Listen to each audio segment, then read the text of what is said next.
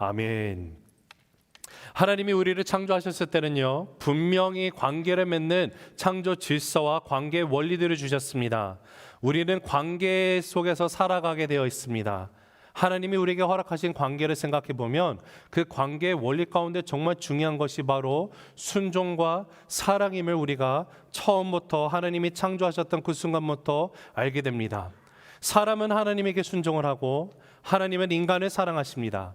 그리고 하나님께서 아담과 하와를 창조하시고 그 둘을 하나 되게 하심으로 동일한 원리를 주셨습니다. 역시 동일하게 사랑과 순종의 관계로 하나 되게 하셨는데요, 아내는 남편을 순종하고 남편은 아내를 사랑합니다. 그리고 자녀를 낳은 부모들은 어떻게 될까요? 자녀들이 부모를 순종을 하고 부모는 자녀를 사랑하는 것, 이것이 바로 하나님께서 창조하시면서 우리에게 허락하셨던 창조 질서이고 관계의 원리라는 것입니다. 그런데 문제가 생겼습니다. 하나님이 창조하시고 정말 완벽했었던 이 축복의 이 가정 가운데, 우리의 인간관계 가운데, 대인관계 가운데 있었던 이 축복의 완벽한 구조가 죄로 인해서 깨져버리고 말았습니다. 아담과 하와가 선악과를 먹었어요. 그럼으로 인해서 하나님의 말씀에 불순종이라는 것이 들어오면서 하나님의 창조 원리가 깨어졌습니다. 그때부터 인간 사회 안에서 일어나는 모든 관계 가운데는요, 순종과 사랑의 관계라고 하기보다는 불순종과 거역, 그리고 서로 이용하며 자기 이득을 취하고자 하는 그런 관계로 타락을 하게 되면서 에덴 동산에서 하나님이 만드시고 창조하셨던 관계의 축복을 잃어버리고 말았습니다. 그런데 예수님이 오셔서 우리를 위해서 십자가에서 나의 죄를 대신해서 짊어지시고 나를 대신해서 죄인이 되어주시고 십자가에서 죽으시고 부활하셨습니다. 그 부활하신 예수 그리스도를 우리가 주인으로 구주로 영접하는 자들에게는 어떤 일이 일어났을까요? 그것은 예수님께서 모든 믿는 자들 안에 들어오심으로 깨어진 관계의 회복이 일어나기 시작을 했습니다. 우리가 다시 하나님이 주신 축복의 인간관계를 회복하고 살게 되었다라는 사실입니다. 우리는 이 사실을 계속해서 에베소서를 통해서 살펴보고 있습니다. 지난 몇 주간 계속해서 에베소서 5장 22절이었나요? 후반부에 가서 22절부터 계속해서 하나님, 정말 내가 옛사람을 벗어버리고 새 사람을 입은 성도가 되었기에, 그리고 이제는 성령의 충만함으로 살아가는 성령의 통치하심 아래의 노인자가 되었기 때문에 그 안에 있을 때 우리의 삶 가운데 죄로 무너졌던 관계가 다시 새롭게 회복되었다는 사실을 우리가 살펴보고 있습니다. 먼저 가장 근본적으로 일어난 중요한 변화의 관계가 무엇이었습니까? 바로 남편과 아내의 관계의 회복이었습니다. 남편은 아내를 다시 순종하고 남편은 아내를 정말로 사랑하게 됩니다. 그리고 둘째로는요, 자녀들은 부모에게 순종을 하고 부모는 자녀를 노엽게 하지 않고 사랑하고 나아갑니다. 그리고 이제 오늘 말씀에서 세 번째로 우리의 삶 가운데 주어지는 관계의 회복이 또 일어나게 되는데요, 오늘 본문에서는 모든 인간관계를 설명하면서 가장 정상적인 관계가 되기 어려운 관계, 즉 주인과 종의 관계 가운데서 정말 세상이 한 번도 꿈꾸지 못했었던, 아니 세상의 문화와는 정반대로 흘러가며 무너지고 깨진 질서 가운데 하나님이 정말 그 창조의 질서를 회복하시고자 하셨던 세상을 바꾸는 관계의 혁명이 일어났음을 오늘 말씀을 통해서 우리가 함께 살펴보게 됩니다. 여러분, 사도 바울이 에베소서를 썼던 그 당시의 배경을 잠깐 생각을 해보면, 그 당시에는 로마 제국의 모든 것이 지배하고 있었습니다. 로마 제국에는요, 엄청나게 많은 노예들이 있었습니다. 근데 로마라는 제국의 그 역사를 보면, 로마가 처음에 이렇게 등장을 했을 땐 그 초기에는 노예들이 그렇지 많지 않았습니다. 그러나 로마가 전복전쟁을 통해서 노예제도라는 것이 등용되기 시작을 했습니다. 그러다 보니까 그 당시에 자유의 신분을 갖고 있는 자유인들보다 4배나 많은 약 6천만 명의 사람들이 노예였다고 합니다. 어마어마한 숫자입니다. 그래서 윌리엄 바클레이의 그 기록을 보면은요, 그 당시에 웬만한 일들은 다 노예들이 했다고 합니다. 주인들은 손을 댈 필요가 없었어요. 주인이 할 것은 단 한 가지였습니다. 자신의 쾌락을 추구하며 내가 하고 싶은 거 다 하고요, 실질적으로 상 가운데 일어나야 되는 모든 일들은 노예들을 데리고 다 썼다라는 것이에요. 근데 그 당시에 노예는요, 우리가 그냥 심플하게 생각했을 때 우리가 내리는 정의의 노예랑은 좀 다릅니다. 왜냐하면 우리가 노예라는 단어를 생각하면 단순히 정말 천한 직종에만 종사하는 자들을 우리가 생각을 하지만, 많은 경우 그 당시 로마 시대는요, 의사, 교사, 음악가, 배우, 비서, 청지기, 도시를 관리하는 행정가들도 전부 다 노예들이었다고 합니다. 그리고 이 노예들 중에 예수 믿는 사람들이 정말로 많이 생겼다고 합니다. 그러다 보니 로마 지역에 있었던 그 많은 교회 가운데 초대 그 1세기, 2세기 있었던 그 교회 가운데 보면은요, 80%가 노예 출신이었다라고 말합니다. 자, 한번 상상을 해보겠습니다. 분명히 교회 안에는요, 각종 다양한 사람들이 들어와 있습니다. 어떤 사람들은요, 주인입니다. 그런데 문제는 무엇입니까? 교회 안에 80%가 노예들이 들어와 있어요. 즉 오너와 슬레이브가 함께 와서 예배를 드리고 있는 그런 일들이 생겼습니다. 그 당시의 사회적인 제도로서는 있을 수가 없는 일이 지금 교회에서 일어나게 되었다라는 것이에요. 도저히 같은 공간에서 함께 예배를 드릴 수 없는 일이 예수 그리스도를 통해서 일어나게 되었습니다. 분명히 교회 안에 들어와 보면 나도 있고 너도 있습니다. 나라는 너라는 다른 존재가 있습니다. 주인인 나와 종인 너가 교회 안에 함께 들어와 있으니 서로 갈등이 일어날 수밖에 없는 것이죠. 그러다 보니 어떻게 됩니까? 여러 어려움들이 교회 안에서 발생을 하기 시작을 합니다. 자, 근데 지금 그런 교회를 향해서요, 하나님께서 오늘 본문을 통해서 세상이 말하는 그 문화와 가치와는 정반대 방향으로, 아니 죄라는 것으로 인해서 모든 것이 무너져 있는 그 상황 가운데 하나님이 원래 창조하시고 주셨던 창조 질서, 관계의 원리를 회복시키시는 정말 세상을 바꾸는 관계의 혁명을 다시 한번 우리에게 알려주고 계신다라는 것을 우리가 보게 됩니다. 자, 오늘 말씀의 키포인트는 이것입니다. 한번 우리가 화면을 보시면서 읽어보겠습니다. 시작. 성령의 통치권 안에 형성된 새로운 관계의 혁명은 나가 아니라 우리입니다. 한 번 더 읽습니다. 시작. 성령의 통치권 안에 형성된 새로운 관계의 혁명은 나가 아니라 우리입니다. 자, 다시 말씀드리지만 교회 안에 나와 너가 들어와 있어요. 나와 너로 존재하지만 나와 너로 존재하는 것이 아니라 나와 너가 하나가 되어서 우리로 존재하는 것이 바로 교회다라는 거예요. 세상은 나와 너로 살아갑니다. 그러나 교회는요, 그 나와 너의 차이를 뛰어넘어서 이제는 우리라고 하는 하나됨의 새로운 관계의 공동체로 하나님이 세우신 것이 바로 교회라는 것입니다. 그래서 고린도전서 12장 13절에 가서 사도 바울이 무엇이라고 말합니까? 같이 읽어보실까요? 시작. 우리가 유대인이나 헬라인이나 종이나 자유인이나 다 한 성령으로 침례를 받아 한 몸이 되었고 또 다 한 성령을 마시게 하셨느니라. 지금 유대인이나 헬라인이나, 즉 출신이 다름에도 불구하고 다른 언어와 다른 문화권에 있는다 할지라도 종이나 자유인, 서로 완전히 사회적 신분이 다름에도 불구하고 다 한 성령으로 침례를 받았습니다. 한 성령으로 침례를 받음으로 한 몸이 되게 하시고 다 한 성령을 마시게 하셨다라고 지금 말을 하고 있죠. 선언입니다. 즉 나와 너가 아니라 교회는 이제 하나 된 우리라고 얘기를 하고 있는 것이에요.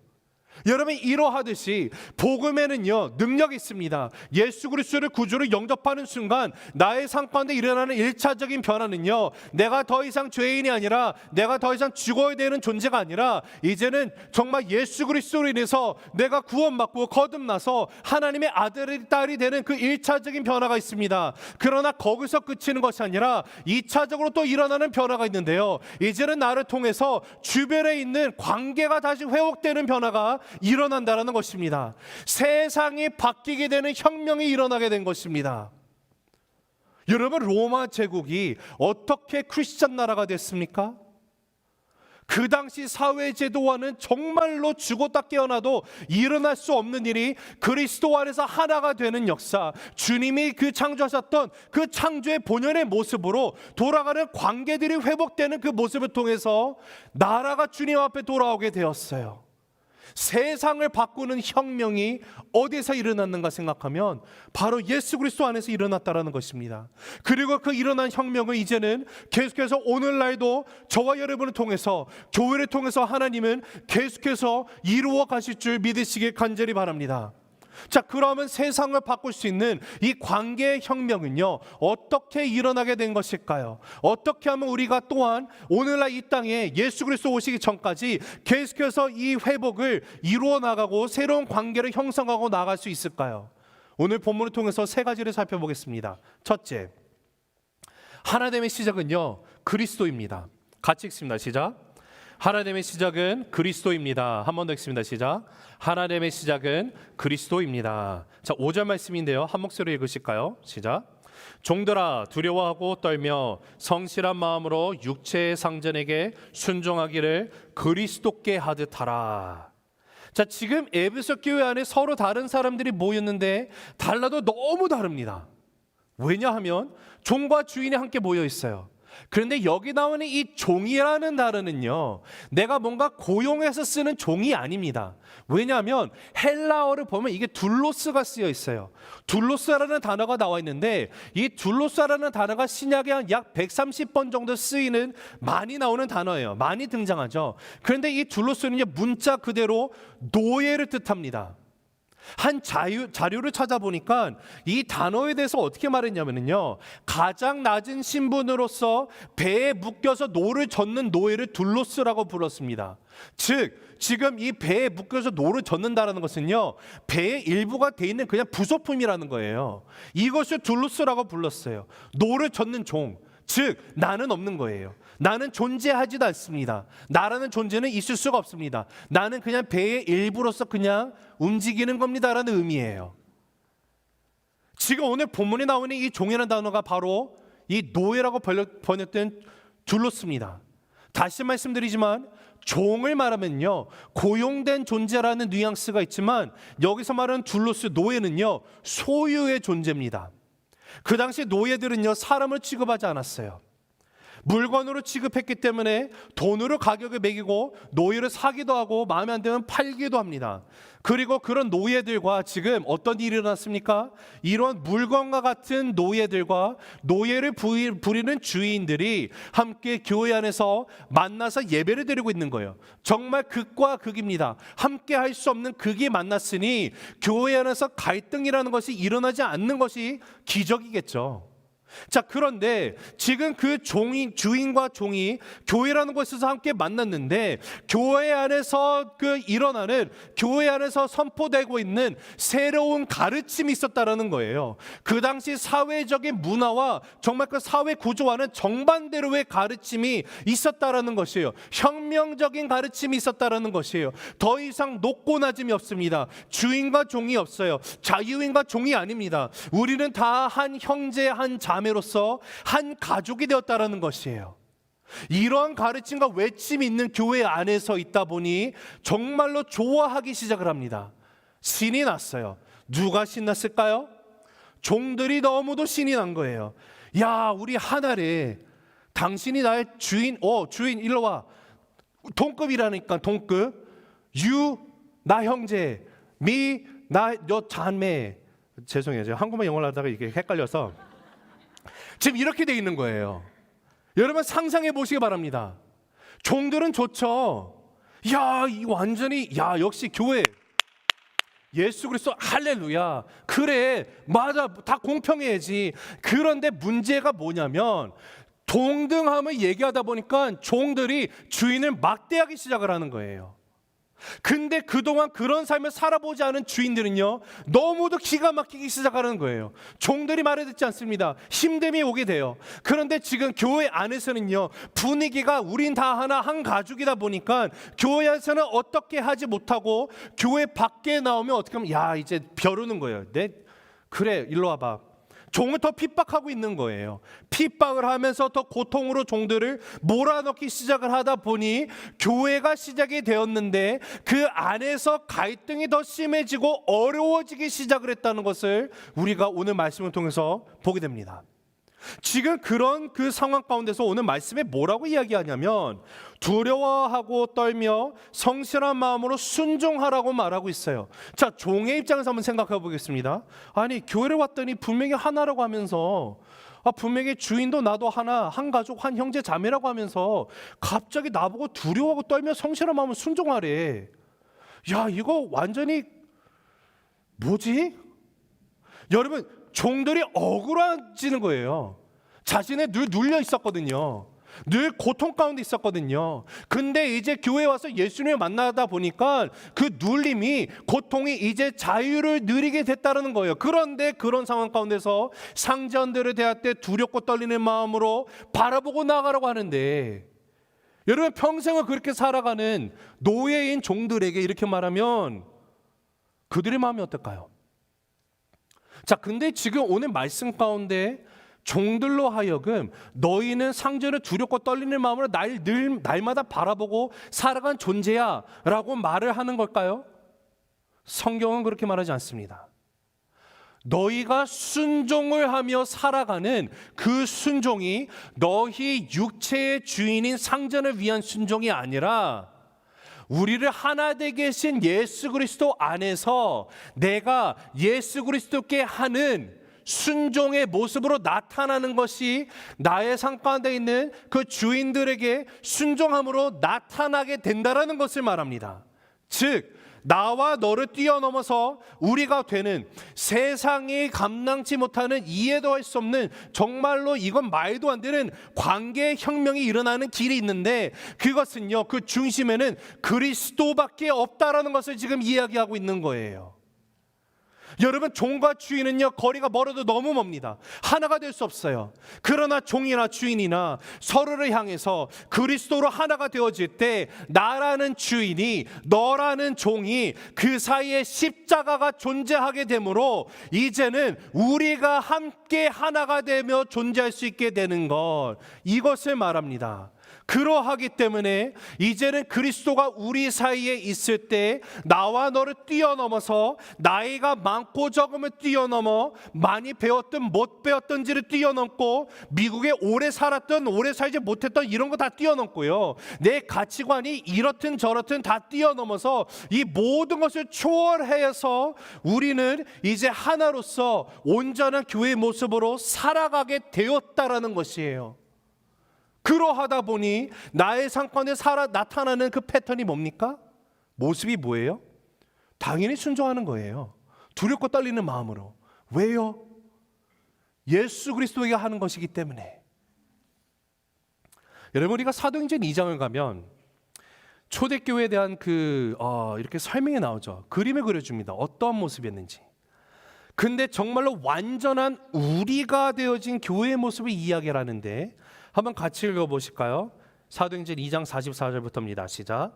믿는 사람이 다 함께 있어 모든 물건을 서로 통용하고 또 재산과 소유를 팔아 각 사람의 필요를 따라 나눠주며 날마다 마음을 같이하여 성전에 모이기를 힘쓰고 집에서 떡을 떼며 기쁨과 순전한 마음으로 음식을 먹고. 모든 사람이 물건을 통용했다. 여러분, 모든 내 재산, 모든 거 다 가져와서 함께 나누는 거예요. 간단히 이야기하면 예수를 알기 전에 나는 나예요, 너는 너예요. 주인이면요, 나는 내 거고 너도 내 거예요.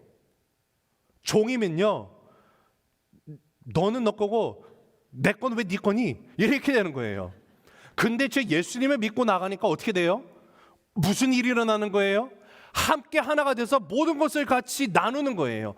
빈부의 격차를 뛰어넘어서, 생각을 뛰어넘어서, 종이냐 자유냐를 뛰어넘어 지금 하나가 되는 것, 이것이 바로 하나님께서 세우시고 우리에게 주신 교회의 본연의 모습이라는 사실입니다.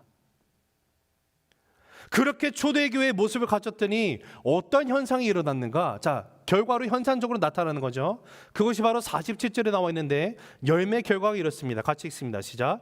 하나님을 찬미하며 또 온 백성에게 칭송을 받으니 주께서 구원받는 사람을 날마다 더하게 하시니라. 여러분, 사람들이 예수를 몰라요. 모르는데 한 가지 그들의 눈에 띈 것이 있었어요. 교회라는 그룹을 보니까 엄청나게 많은 사람이 들어왔는데 출신 성분들이 다 달라요.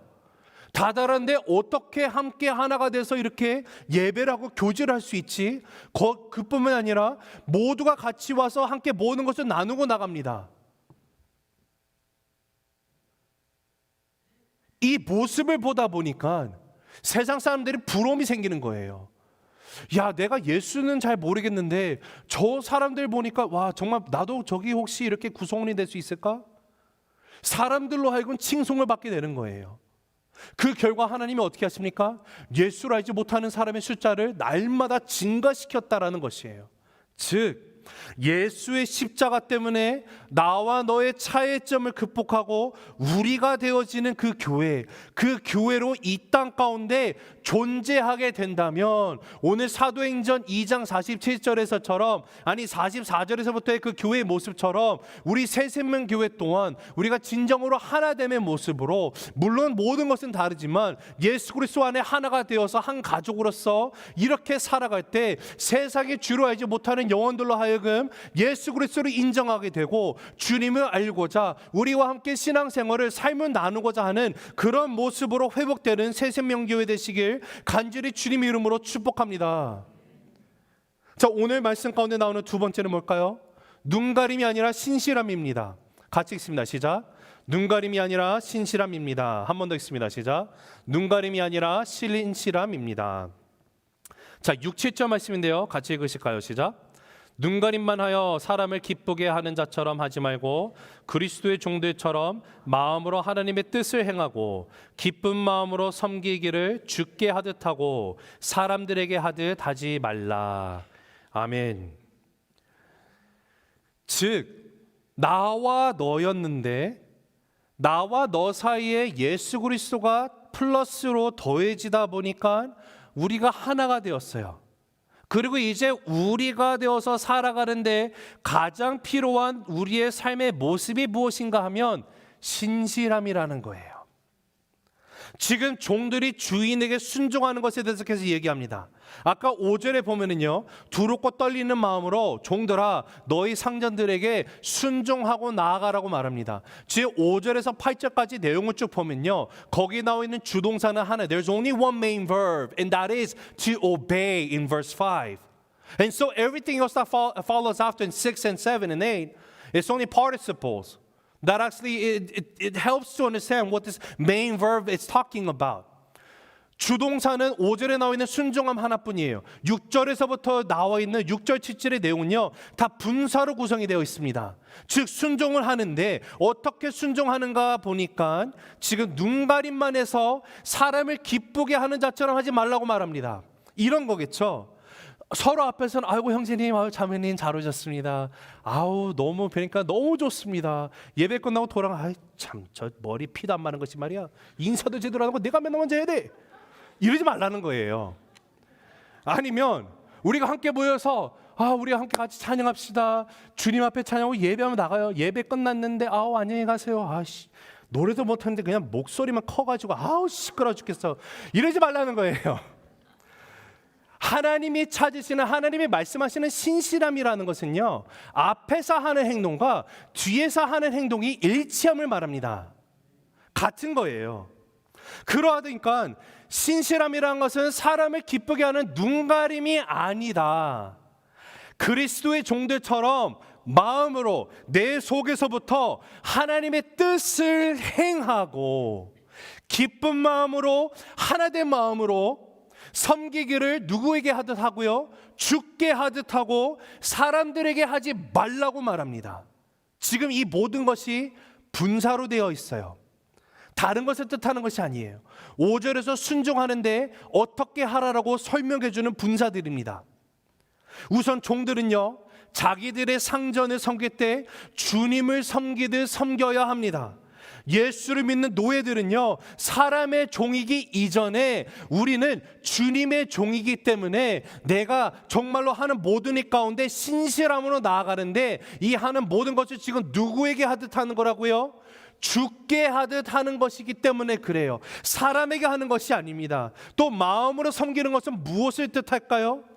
주인 앞에서만 일하는 척하지 말라는 거예요. 그렇게 가짜로 일하고 살아가는 뜻이 아니라 하나의 마음, 갈라지지 않는 마음입니다. 그렇게 일을 하라는 거예요. 만약에 예를 들어서 종이 아침에 일어납니다. 그런데 아유 진짜 오늘 일해야 되니까 지긋지긋해. 아니 지금 애틀란타 가을에 좋은 날씨 갑자기 비가 오는 게 무슨 말이야. 하나님 참, 주여 오늘 나갈래 착신이 쑤시는구만. 아유 내 생지옥, 아유 진짜 내가 언제까지로 살아야 돼. 이런 식으로 일하지 말라는 거예요. 기쁨은, 자, 종이 예수를 믿으면 이제 어떤 마음으로 살아가게 돼야 될까요? 하나님, 어제 해를 주셨는데 오늘은 비를 주셨군요. 그래도 감사합니다. 하나님, 오늘도 생명을 주신 하나님, 나에게 건강도 허락하신 하나님, 내가 일할 수 있도록 나에게 일자를 허락하신 하나님 너무도 감사합니다 하고, 그 고백과 함께 내 일터에서 모든 상황 가운데 주께 하듯 주님의 섬기듯 맡겨진 일을 감당하는 것이에요. 왜 그렇게 해야 될까요? 그 답이 8절에 나와 있어요. 같이 읽습니다. 시작. 이는 각 사람이 무슨 선을 행하든지 종이나 자유인이나 주께로부터 그대로 받은 줄을 알미라. 무슨 이야기냐면요, 그들이 어떻게 하든지 무슨 선을 행하든지 그날 주님께로부터 그대로 받게 될 거라는 사실을 그들이 알기 때문에 이렇게 하는 거예요. 자, 여러분 이제 한번 상황과 바꿔 생각해 보겠습니다. 우리가 지금 살아가고 있는 21세기에는 이런 주종의 관계가 있을까요? 자, 여기서 말하는 주종의 관계는요, 고용자와 비고용자를 말하는 것이 아니죠. 1세기는 어떻다고요? 노예의 관계였습니다. 자, 분명히 오늘날은 주인과 노예의 관계가 없어요. There's no longer slavery in this country. 자, 그렇다면 오늘 본문이 묘사하는 의미로서의 종은 우리가 찾을 수 없지만, 하지만 이 말씀의 원리를 우리는 매일매일의 일터에서 적용하고 살아갈 수는 분명히 있습니다. 혹시 여기 앉아 계신 성도님들 가운데 피고용주의 입장으로 계신 분이 계십니까? 여러분이 직장 생활을 하신다거나 또는 남의 비즈니스를 돕는 분이 계실 겁니다. 그러면요, 여러분이 일하실 때 오늘의 말씀이 우리에게 말씀하시는 그 권하시는 것처럼, 첫째는요, 두려움과 떨림으로 일하시기를 바랍니다. 단지 내가 먹고 살기 위해서 억지로 마지못해서 일하는 것이 아니라 하나님께서 나에게 일을 할 수 있는 직장을 주셨다는 생각을 하며 기쁨으로 그 일을 감당하라는 것입니다. 그때 우리가 비로소 하나님을 의식할 수 있게 될 것이에요. 하나님의 내가 정말로 의식을 한다면요, 저와 여러분의 일터는요, 단순히 내가 생계를 유지하기 위해서 일하는 것이 아닙니다. 이 일터가 이제는 하나님의 나라가 임하는 나의 삶의 현장이 되게 된다는 것이에요. 그리고 거기서 한층 더 나아가서 나를 통하여서 하나님의 나라가 확장되기 위해서 나에게 주신 선교의 현장이 된다는 사실을 우리가 기억하게 되길 바랍니다. 그러하기 때문에 우리는 모든 일 가운데 주께 하듯 성실히 해야 될 줄로 믿습니다. 그리고 순종하는 거예요. 여러분, 일터에 분명히 윗사람들이 있습니다. 주인도 있어요. 오너도 있어요. 매니저도 있어요. 진짜 안 입고 와가지고 내가 당신 같은 사람 밑에서 일하느니 진짜 내가 이직만 할 때까지 내가 참고 버티나, 이러지 말라는 거예요. 억지로 막 고개를 숙여가면서 어쩔 수 없어서 일하는 것이 아니라 정말 진심으로 그분들을 선대하는 것을 뜻합니다. 너희 육체의 상전들에게 순종하기를 누구에게 하듯 하라고요? 그리스도께 하듯 하여. 누구에게요? 그리스도께 하듯 하여예요. 그리스도께. 여러분, 그러하기 때문에 여러분의 주인, 오너나 윗상사의 권위를 인정해 주시기를 간절히 바랍니다. 물론 쉽지는 않을 수 있어요. 그러나 그래야만 해요. 왜 그럴까요? 이 모든 진정한 권위의 근원이 어디서 나는가 하면 바로 우리 하나님에게 있기 때문에 그렇습니다. 우리 하나님에게 하는 것이기 때문에 그래요. 베드로전서 2장에 가면요, 2장 18절에 사도 베드로가 이렇게 얘기합니다. 같이 읽습니다. 시작. 사원들아, 범사의 두려움으로 주인들에게 순종하되 선하고 관용하는 자들에게만 아니라 또한 까다로운 자들에게도 그리하라. 여러분, 이게 무슨 말입니까? 만약에 내 주인이, 내 상전이 정말로 훌륭한 인격을 갖고 있으면 당연히 순종하는 거 쉬워요. 그러나 살다 보면은요, 내 상사가 진짜 못돼 먹은 사람들이 있어요. 내 아이디어를 갈취하고 자기 걸로 포장해가지고 승진하기 위해서 목숨 건 사람들도 있을 것이고요, 뭔가 불합리하게 다른 사람은 더 좋아해서 나를 나쁘게 하고 힘들게 하고 그러면 해서 힘듦이 올 수도 있어요. 나쁜 상사도 있습니다. 그러나 우리가 진짜 성도라고 한다면요, 심지어 못된 주인이나 까다로운 상사가 나의 상가에 있는다 할지라도 어떻게 해야 되는 겁니까? 순종하라는 거예요. 비굴해지라는 것이 아닙니다. 대신에 그 순종과 존경의 태도로 누구에게든지 신실함으로 하고 나갈 때 결국 우리는 승리하게 되어 있다는 사실입니다. 왜 그럴까요? 이 모든 것이 저 위에 계신 나의 하늘의 상전이신 하나님 아버지, 이 모든 것을 보고 계시는 하나님 아버지가 내가 하는 것이 되기 때문에 그렇다라는 것이에요. 그래서 사도 바울이 골로새서 3장 23절에 뭐라고 말합니까? 같이 읽어보실까요? 시작. 무슨 일을 하든지 마음에 다하여 주께 하듯 하고 사람에게 하듯 하지 말라. 내 옆에 형제님, 자매님이 예수라 생각을 하고 내 주위에 있는 직장 상사가, 직장 동료가 누가 됐든지 간에 내 생각과 다르고 뜻이 다른 사람이라 할지라도 그 모든 자들을 향해서 내가 예수라 생각하고 그들을 향해서 내가 예수님에게 대하는 모습같이 그들을 그렇게 대하고 섬기고 사랑하는 그 신실함으로 나아가는 것, 그것이 바로 하나님이 우리에게 허락하신 교회의 모습이라는 것입니다. 세 번째, 겉모습으로 판단하지 않습니다. 같이 읽으실까요? 시작. 겉모습으로 판단하지 않습니다. 한 번 더 읽습니다. 시작. 겉모습으로 판단하지 않습니다. 자, 9절 말씀인데요, 같이 읽습니다. 시작. 상전들아, 너희들도 그들에게 이와 같이 하고 위협을 그치라. 이는 그들과 너희의 상전이 하늘에 계시고 그에게는 사람을 외모로 취하는 일이 없는 줄 너희가 알미라. 아멘. 이제는 상전들에게 말하는데요, 상전들에게 제일 먼저 아랫사람들을 어떻게 대해야 하는가에 대해서 말하는데, 한마디로 윗자리에 있는 이들은요, 자신의 아랫사람이나 고용한 사람들을 인격적으로 대하라고 합니다. 제 눈에 제일 먼저 띄는 것은요, 너희도 그들에게 이와 같이 하고예요. 즉 아랫사람이 윗사람에게 하는 동일한 것을 윗사람도 아랫사람에게 하라고 지금 명령을 하고 있습니다. 상전들은요, 직장 상사나 오너들은요, 자신의 직원이나 아랫사람들에게 같은 방식으로 그렇게 궁극적으로 누구에게 대하듯 하는 거예요? 주께 대하듯 하는 것을 말하고 있습니다.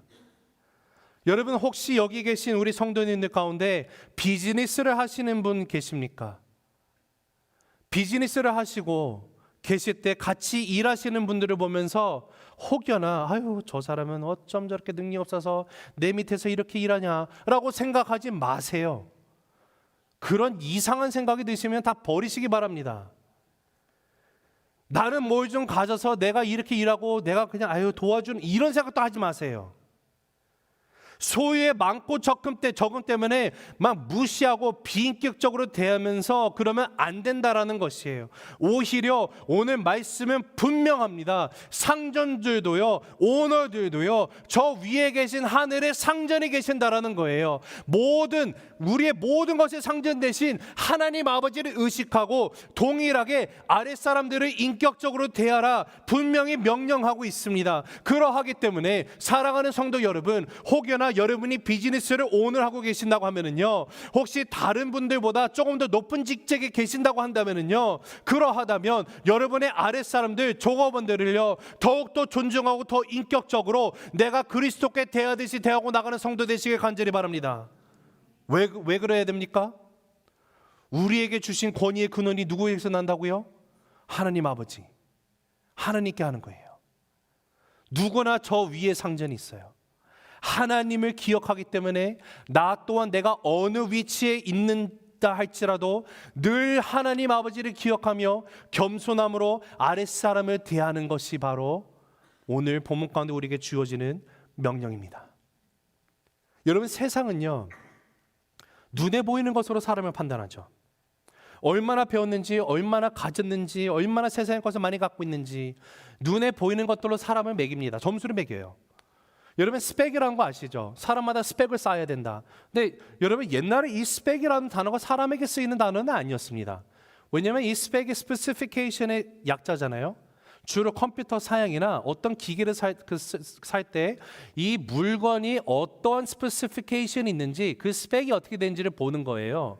근데 어느 순간 세상에는요, 이 스펙이라는 것을 사람한테 붙여가지고 당신의 스펙이 어떻습니까? 그리고 그 한국에서는 또 수저론도 있죠. 흑수저, 은수저, 금수저 뭐 등등등 있습니다. 지금 MBC를 보면 이 금수저라는 드라마가 있더라고요. 이 호기심이 한번 좀 봤더니 이게 뭔가 봤더니 아주 가난하게 태어난 학생이 있습니다. 근데 학교에서 정말 드라마죠. 엄청나게 부자인 그 대그룹의 그 친구가 대그룹의 아들이에요. 늘 돈에 막 힘드니까 찌달려 살다 보니까 막 이게 막 힘든 거예요. 맨날 맞고 다니고 그러다가 어느 날 할머니를 만납니다. 어떤 이상한 할머니가 나타나서 학생 금수저 3만 원에 사 부자 되고 싶어 이런 식으로 얘기를 합니다. 그래서 이걸 샀어요. 샀는데 어떻게 하면 되냐면 자기가 원하는 집에 가서 거기서 밥을 그 수저로 3번만 퍼먹으면 부모와 친구를 바꿀 수 있다고 하면서 이렇게만 그런 해프닝이 있어요. 근데 이런 것을 발상으로 드라마를 만드는 것이 왜 나옵니까? 사람을 다 그렇게 눈으로 보이는 것으로 매기고 나가기 때문에 그래요. 근데 여러분, 성경은요, 오늘 뭐라고 우리에게 말씀하십니까? 하나님은요, 절대로 외모로, 절대로 겉모습으로 판단하지 않으신다라는 거예요. 하나님이 우리를 외모로 판단하지 않는데 우리가 어찌 다른 이들을 외모로 판단할 수 있겠습니까? 내가 주인의 위치에 있다고 해서 내가 좀 더 위에 위상전에 있다고 한다 할지라도 내가 어찌 아랫사람들을 나와 함께 일하는 자들을 내가 그들을 판단하고 나갈 수 있겠습니까? 결단코 그럴 수 없다라는 것이에요. 사무엘상 16장 7절에 가면 같이 읽어보실까요? 시작. 여호와께서 사무엘에게 이르시되 그 용모와 신장을 보지 말라. 내가 이미 그를 버렸노라. 나의 보는 것은 사람과 같지 아니하니 사람은 외모를 보거니와 나 여호와는 중심을 보시느니라. 중심을 보신다는 거예요. 자, 그러하다면 저와 여러분도 중심을 보시는 하나님이 나의 하나님이 되시고 나의 아버지시며 나의 하늘 위창전이 되신다는 것을 내가 인정을 한다면 우리가 다른 사람을 볼 때 어떻게 보고 배우고 대하고 나가야 될까요? 우리는 더 이상 누군가를 얼마를 배웠는지 못 배웠는지를 따지는 것이 아니라 재산이 얼마가 되는지 안 되는지를 묻는 것이 아니라 얼마나 누리고 있는지 못 누리는지, 얼마나 키가 큰지 작은지, 얼마나 잘생겼는지 못생겼는지 그런 것으로 보지 말아야 된다는 것이에요. 우리가 보는 것이 하나가 있다면 하나님께서 나의 중심을 보시는 것과 같이 나 또한 나의 주변에 있는 사람들을 중심을 보시는 하나님과 같이 동일하게 그들의 중심을 보고 나갔더니 그 안에 계시는 하나님을 내가 인정하다 보니까 내가 그들을 섬기고 순종하고 사랑하고 함께 이 관계를 만들어가게 된다는 것이에요. 이것이 바로 교회가 갖춰야 되는 진정한 온전한 모습임을 믿으시기 간절히 바랍니다. 세상의 가치로 살아가는 것이 아니에요. 하나님이 회복시키고 창조하신 그 원래 그 관계의 원리대로 살아가야 돼요. 이 모든 것이 예수 그리스도 안에서 일어났습니다. 더 이상 종이나 자유인이나 유대인이나 헬라인이나 없어요. 다 주 안에 형제 자매 하나가 되었는데 그럼에도 불구하고 이 하나 된다는 것이 서로 이제는 무시하고 이런 나가는 그 사회적인 신분의 높낮이를 무시한다는 것이 아니죠. 내가 행하고 나가는 모든 것이 궁극적으로 내가 하나님 앞에 하는 거예요. 하나님 앞에서 고람되어 주님 앞에서 내가 죽게 대하듯 하고 나아가는 것입니다. 1882년도에 경남 남해에서 아주 가난한 농가의 아들로 태어난 분이 있습니다. 이자익이라는 분이에요. 근데 어린 나이에 부모를 잃고 친척 집을 떠돌며 근근히 살아가던 떠돌이 소년이 됩니다.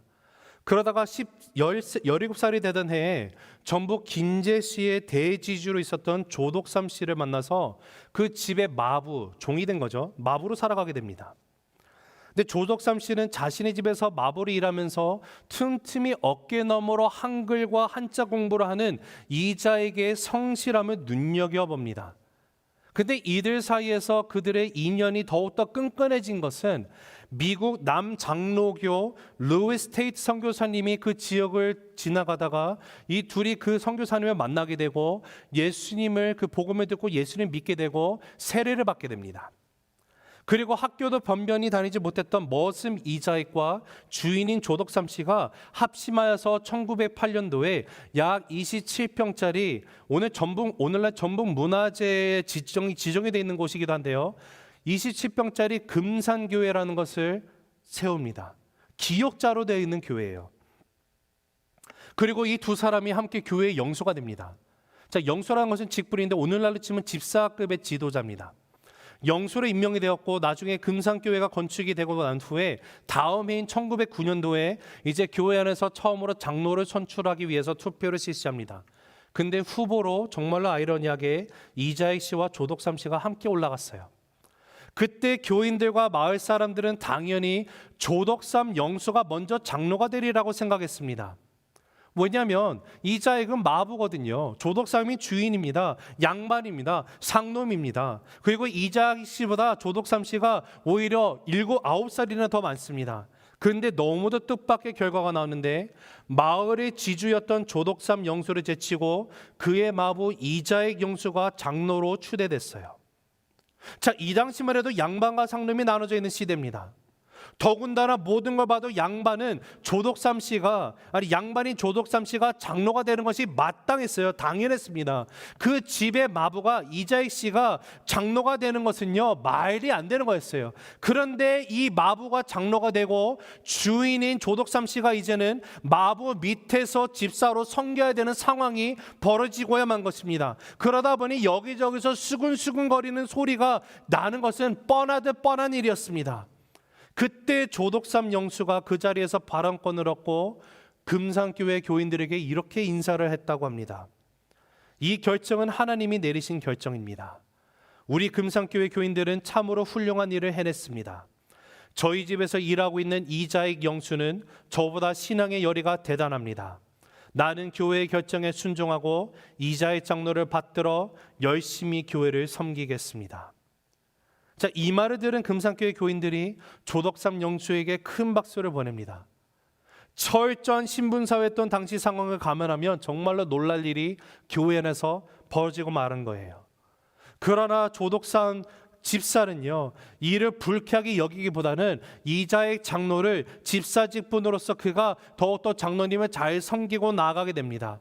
그리고 집에 돌아와서는 주인과 종의 관계로 있었고 교회 가서는 반대로 장로와 영수의 관계로 서로를 향한 자신들의 직분에 충성을 다하고 나갑니다.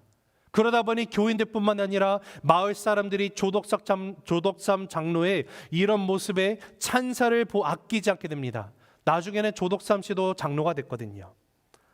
근데 조덕삼 씨가 나중에 이자익을 평양 신학교에 가서 거기서 신학 공부를 할 수 있도록 모든 뒷바라지를 다합니다.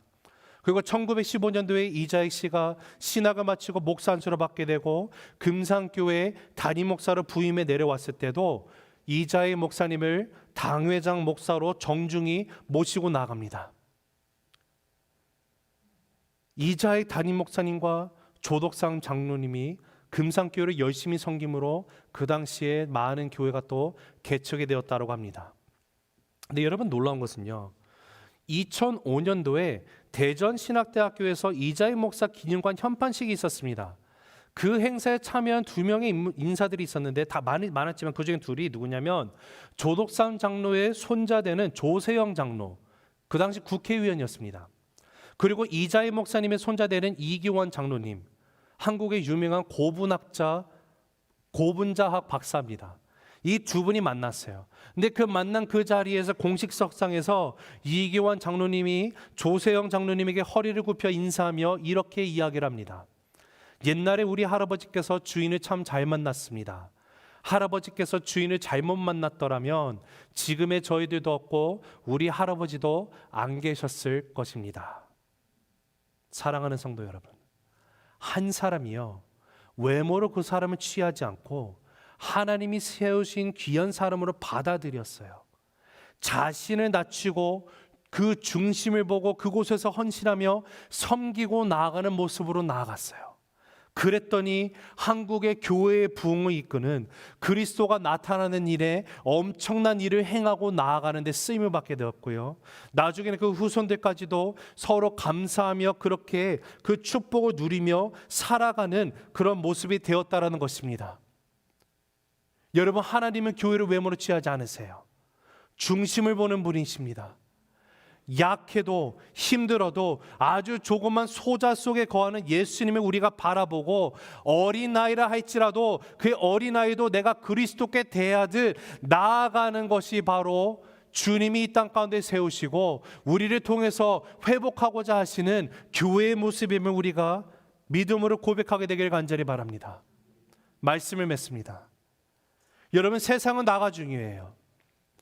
그래서 나와 너 사이에 최대한 많이 간격을 벌리려고 합니다. 서로가 더 좋은 자리 차지하려고 합니다. 더 좋은 것을 가지려고 하고요. 더 높은 위치에 올라가기 위해서 무한 경쟁을 하며 서로 다투고 갈등이 잦아지는 그런 생활로, 그런 모습으로 살아갑니다. 그러나 여러분, 교회는 다릅니다. 교회는요, 나와 너가 예수의 십자가로 하나가 되는, 우리가 되는 곳이 바로 교회라는 것이에요.